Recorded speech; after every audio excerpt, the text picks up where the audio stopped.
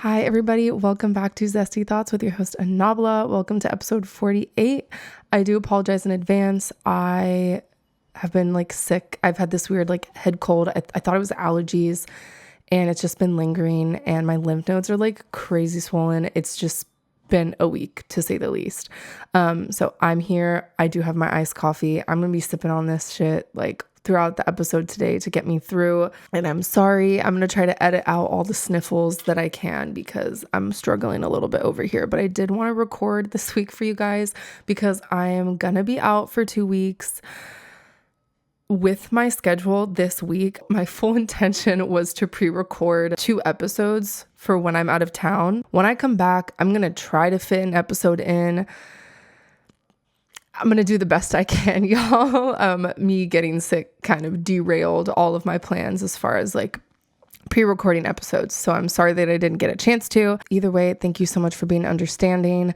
I am so excited for this trip. It's a birthday trip for my bestie Rocky. So I'm super excited. I will be vlogging a little bit on the trip. So maybe I'll do some mini pod vlog type things since I won't have full pod episodes the next week or so.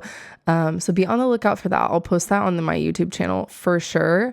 So everybody please go subscribe to the Zesty Thoughts Pod YouTube channel if you're not already. If you're just an audio listener, go subscribe on YouTube so you can get some content while I'm out of town. But anyway, pushing on through. I had recitals this week for all my students. I'm so freaking proud of all of them. I had some really brave kiddos push through emotional performances. When you're young and you mess up, I have some kids that are really hard on themselves, but none of them gave up. None of them left the stage. They all just pushed through, finished their songs, even through those kind of panicking emotions. And I'm just really, really proud because it just takes one experience like that for you to realize oh my gosh, if I mess up on stage, it's not the end of the world and I can just keep going and I don't have to get emotional about it. You know what I mean? I can just keep it pushing and push on through that fear, and once you have that experience, it's kind of oh, okay. That's what it feels like to mess up on stage, mess up to an extent where it's embarrassing on stage and you can kind of laugh it through it, But when you're a kid, it feels like it's the end of the world. So I don't know. I'm just very proud of my kiddos. I had some students that had some flawless performances. My girl, Karina, she did Defying Gravity and she absolutely killed it. She completely mastered proper placement on all the, all those high notes in the end. She had a really, really great technique. So I'm just all in all very proud. I had some piano students that literally killed and slayed. And one student who played Luther by Kendrick and SZA on guitar. And he sang with it. It was the cutest thing ever. Kiddos did so well. I'm so proud. So I'm definitely on a high from that. Okay, on to my main topic of today's episode. I went on a walk. I don't even remember what day it was last week, but I think I forgot to charge my Beats and I was you know what? I'm just going to go on a walk without music and without my phone. I'm just going to leave my phone at home. I have my Apple Watch. So I was I'm just going to go on a device-free walk and not listen to music and just vibe and experience my neighborhood and environment without any other distractions or, audio to coincide. And it was really, really nice. I'm usually the type that anytime I do any type of fitness, I have music, because it kind of fuels me and gives me a little boost of energy and, kind of hypes me up to keep going and not give up and push through. I've just always loved music with fitness. Me personally, I even when I was training for 10Ks and races, I always ran with music. I have a good friend, Brianna, who's a marathoner, and she was oh, try running without music, And I was yeah, okay, sure, I'll try.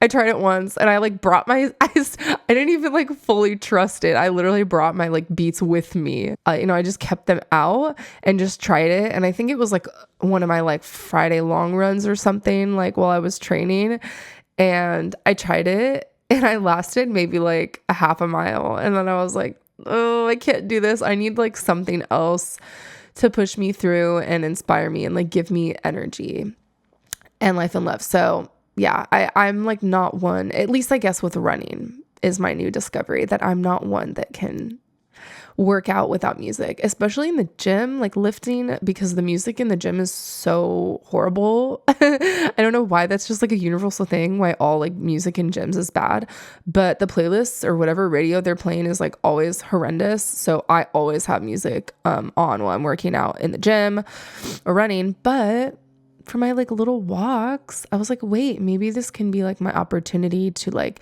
be out with nature and move and not have that, you know? And I realized this like recently in life, that I have very little silence in my life, and I'm trying to figure out how to balance, because I'm always listening to like podcasts, or honestly sometimes just listening to a Netflix show if I'm like far enough into it that I can understand and interpret what is going on without actually watching it. Or listening to new, you know, albums or project, or listening to music. And I find that I have very little silence in my life. So I'm going to try to challenge myself on my walks in the neighborhood to just like not consume anything, and to let like my ears just hear like the natural world. Like obviously that's like good for you and like better for, you know, anxiety and things like that. I also notice, and I feel like these two things kind of coincide. I do notice that the more caffeine I have, that I will sometimes like get anxiety or hold tension kind of in my neck. And so I'm really having to reevaluate my relationship with caffeine right now, and try to limit it to like one serving of like coffee a day, you know, or like a few, like 2 cups of tea or something if it's like lower caffeine. But I'm in this like ongoing kind of like shifting kind of phase where I'm like reevaluating my external behaviors that may be contributing to like stress and anxiety. And I'm realizing that a lot of it is just stuff that I'm putting myself through that I don't need to, if that makes sense. So I don't know. It's like kind of a harsh reality, but it feels good that I'm at least like aware of it. And so I find myself kind of catching myself in these like little funks, or I don't know. It's not even like necessarily always doom scrolling, but it's just like that constant like noise, whether it's from, like I said, like music, a podcast or a show or something, or doom scrolling, making sure to like pause that and turn it off every once in a while, just have like silence and peace, and like praying and meditating and chanting and stuff. And it's been helping a lot. I think I feel like I have a better balance in life, which is good. Like balance is key, you know. It doesn't mean you like can't have any of those fun things, but yeah. So I don't know. I like challenge you, if you're listening to this and you ever like experience that just like feeling of like overload and like overstimulation, that like maybe it's you, maybe it's not. It could be like totally external sources that are like out of your control. But I challenge you to like evaluate like your own behaviors and like how they may contribute to that. You feel me? Because I'm doing that with myself, and it's very enlightening, I guess, to say the least. While I was on this peaceful walk, this is kind of the reason why I even brought it up, but it obviously led to a tangent, because go figure. But yeah, I came to this like realization about like my own like personal like, I guess like design style, like preferences, or like things that I really like, or like dreams that I have about like a future home, like desires basically, that I don't know. I was on this walk and like I didn't have any distractions. And so it gave me the opportunity to kind of like sit with these things and like my preferences and just like analyze like architecture and things like that. So the one thing that I did allow myself to do while I was on this walk was like, with my Apple Watch, like voice text myself like notes on like thoughts that I was having.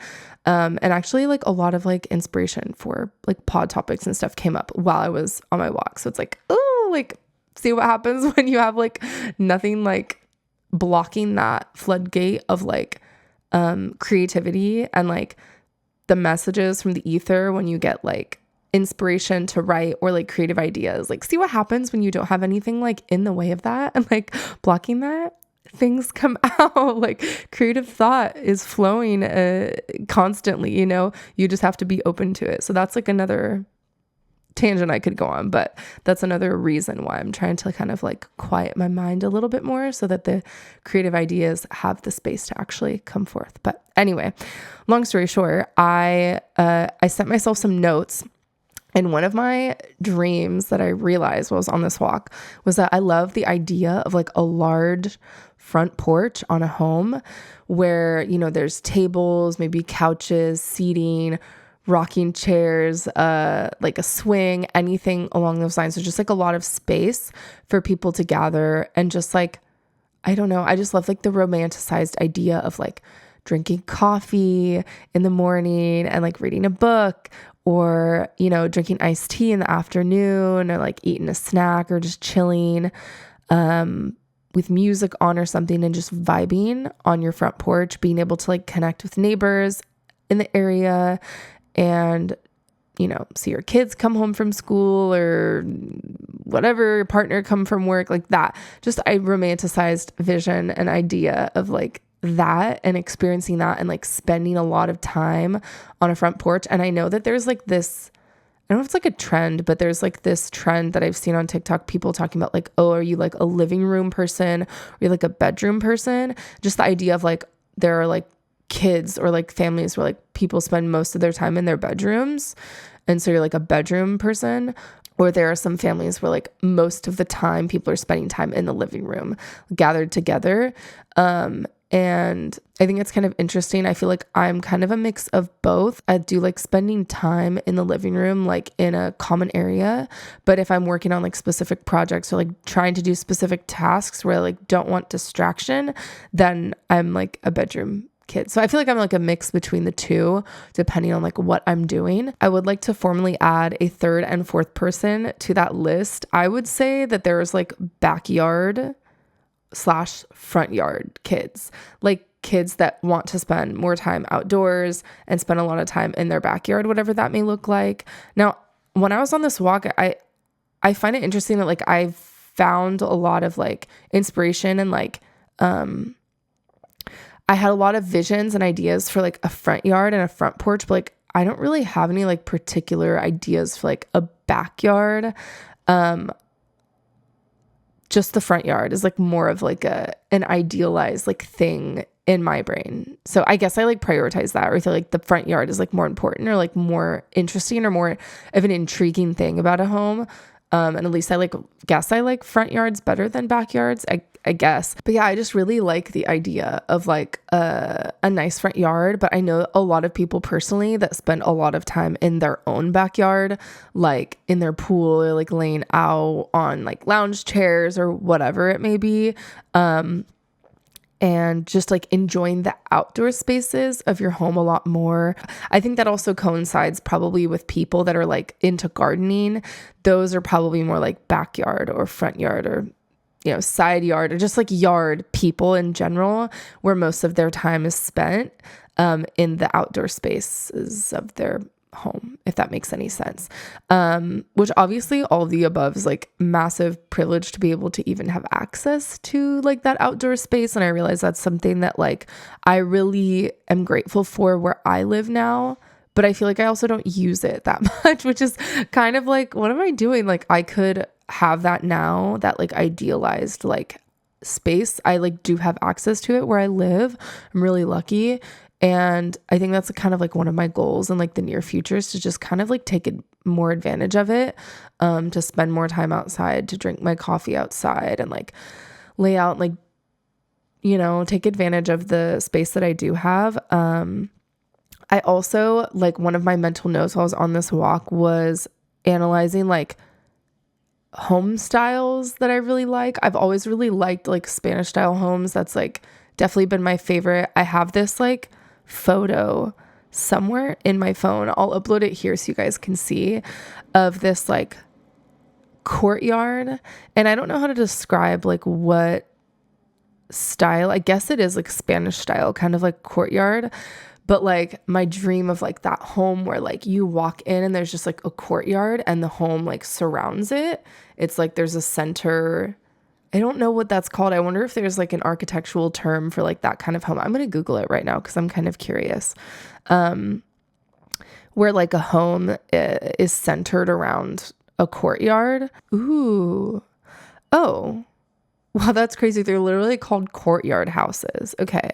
Residential architecture. A courtyard house is a dwelling where the main structure surrounds a central open air space known as a courtyard. Yeah, that's literally like my dream home, is to have a courtyard house. I didn't know that's what they were called. The design found across various cultures and climates integrates indoor and outdoor living, offering privacy and natural light. Courtyards can serve as gardens, gathering spaces, or simply areas for relaxation. I'm just reading Google AI right now. Enhancing the home's aesthetic and functionality. Yeah, I just feel like the idea of that is so beautiful. It's also like it said, it kind of provides like a private outdoor space, which is cool. But it's open to the elements. I also feel like it would be good for like fresh air. But yeah, just like I love the idea of just like a square shaped like lot or home, and then the center is just like a square courtyard. You feel me? But I also like a front porch. So why not both? You feel me? But yeah, I love the idea of like courtyard homes. I think they're so beautiful. And anyway, that's the vibe. And then like as far as exterior design, I really like the high contrast of like white, terracotta, blue, or like green, like bright blue or like green tiles, as like accent tiles. But then I just love tile in homes. I realized like in life that like obviously who likes carpet? Like most people aren't a fan of carpet. But like I feel like tile is super underrated. Like hardwood floor gets this like huge hype, but tile is like superior in my opinion. Maybe that's like my hot toddy take of the week. I feel like tile flooring in a home is like way cooler and I like it. And I would prefer it like all throughout a home as opposed to wood flooring. I feel like it's just prettier. I also feel like somehow it seems cleaner to me. I don't know what that's all about, but sanitarily, I feel like I would prefer it also too. I feel like it's like easier to clean unless it's like a porous tile. I don't know how that works. I don't know shit about tiles and like the types of materials that they're made from, but just like a terracotta colored like tile. I just love that, which is like a basic like white or like a cream colored grout. And then like accent tiles, like accent backsplash, like Spanish style tiles. I just love that. I eat that up so much. But yeah, so those are some of my like realizations while I was on that walk, which is like a huge long ass rant, but just like creatively, like I love that. I think it's so beautiful. Okay, on to the next topic, y'all. I watched the final season of Handmaid's Tale and oh my gosh, was it insane, hard to watch, dramatic. I feel like the ending was on a scale of 1 to 10, 1 being like very frustrating and unsatisfying, 10 being like perfect ending, happy ending, like satisfying. I'd probably place it at like a 5. I don't know. I think just like okay, I guess there is a spoiler. So spoiler, I'll put a little spoiler thing here for audio listeners. Skip to 2054. Yeah, I just thought it was super unsatisfying that they didn't reconnect with Hannah. I'm very frustrated that we never got to see that. So I actually think I'm deeply unsatisfied. I was going to give it like a 4 or a 5. But I guess I'd probably give it like a 3 or a 2. Just like the fact that they never saw Hannah and that we're not going to get that closure is like really annoying. Now, I heard that there's going to be some sort of spin-off. I'm not exactly sure the context. Oh my gosh. Okay, so there are articles about this already. Apparently, there is going to be a Handmaid's Tale spin-off. So maybe we'll get that closure that we deserve. You feel me? As the listener and the watcher, like, damn. There is going to be a Handmaid's Tale spinoff called The Testaments. It's a sequel to the Hulu series Handmaid's Tale based on Margaret Atwood's 2019 novel of the same name, set roughly 15 years after the events of the original series. Oh my gosh. So, okay. I guess I have that to look forward to. It explores the inner workings of Gilead and the lives of those who have grown up under its oppressive regime. So maybe we are gonna like see Hannah again. Oh my god, that's crazy. As like an adult though. And then June's gonna be like middle-aged. Whoa. Okay. I guess I am looking forward to that. But I'm sure it's gonna be like also a very hard watch. Like I love Handmaid's Tale, don't get me wrong. It's just a hard watch as a woman. I think everybody should watch it for sure. It's like necessary. You gain a lot of perspective, and I feel like it can teach a lot about a woman's perspective in life. So everyone should watch it, but geez, it is hard to watch. I was talking to my neighbor about it. It's a little rough, but very good, very well done nonetheless. So everybody go watch it. If you have not already watched Handmaid's Tale, I mean, good luck. It's really, really, really well done, but definitely hard to watch. Okay, last topic of today's pod before I have to run on over to work. I watched the most recent season of Ginny and Georgia, and I will say it skipped to 2510. Irritate me and kind of like irk me a little bit. There were a few moments where I was like, ooh, like I feel like in the first, season or two? I forget how many seasons there are, but I feel like in the first episodes that I watched, like Georgia's like, like Georgia's behavior wasn't like as glamorized as it is in this. And like, I don't know if like it makes sense to say this, but like, I feel like the whole season was just spent like trying to justify what she did. They are like morally ambiguous kind of murders because they're like in defense. And like the system failed Georgia in like a lot of ways. But also like, I don't know. I just feel like there were so many like toxic tendencies. I just feel like there were so many things that like were gone about the wrong way. And like both of those kids are going to have hella trauma, like obviously, you know what I mean? Like no shit. I don't know. I just feel like a lot of it was like glamorized and normalized. And it's just like Georgia not really taking responsibility for like involving her kids too much in like these circumstances, and not really doing the best job of like protecting them from like the negative, side effects, like consequences of just like knowing the truth. I don't know. I just felt like there were some like hints of kind of like glamorizing and idolizing some of these like negative experiences. And I feel like they weren't really framed in the best way, although there were like suicide warnings and like eating disorder warnings and like hotlines and stuff at the end of each episode. I was just kind of like, ooh, like, I don't know. If I was like a kid watching this, I would be like a little confused with like some of these like tropes and like some of the ideas and like some of the ways that like some of these situations were like not resolved. Like for example, the one character having like an eating disorder and bulimia. Like, I feel like her friends were like not freaking out enough about that. Like, they were just like, okay, like, don't do that. But like I would tell her family, like, come on, like that was just kind of like a little like, oh, you glossed over that. Like, it was nothing. Like, you just didn't really do much about it. You just kind of told her to stop, but like, she's not going to listen to you, I don't know. Everyone just being shitty to Maxine. I was like, come on, y'all. Like, they're just being mean and they're just not including her. And I felt so bad for her. And I feel like they just kind of glossed over that too. And she like forgave them really quickly for being really shitty friends. I don't know. But long story short, it was good. There were some like very satisfying scenes, like when Georgia and Joe finally hooked up. I was like, yeah, period. Like I've been waiting for that moment, for like this whole time. But I don't know. I just feel like there was some very mature kind of circumstances and like topics that were kind of glossed over and like not really resolved and dealt with, and it kind of frustrated me. I was like, oh, like these characters really need therapy, or like the writers need therapy because they're not like going about this the right way. I don't know. I guess that might be like kind of a hot take, but Anyway, I'm going to wrap up today's episode. I have to run to work, but I hope that you guys have a fantastic week and a fun weekend. Stay safe.